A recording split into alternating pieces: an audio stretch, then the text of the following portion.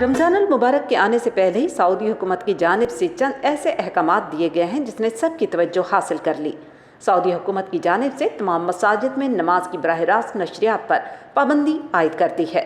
रमज़ान के मुकद्दस महीने में मसाजिद के अंदर इमाम, मस्जिद और नमाजियों की तस्वीर और वीडियोस बनाने पर पाबंदी आयद कर दी है।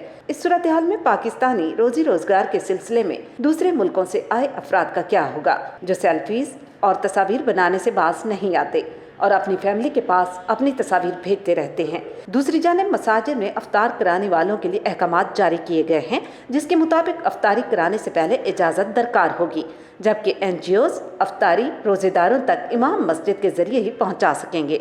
अफ्तार पार्टीज के हवाले से कहना था कि अफ्तार पार्टीज से पहले भी अहकामात पर अमल दरामद लाजमी होगा।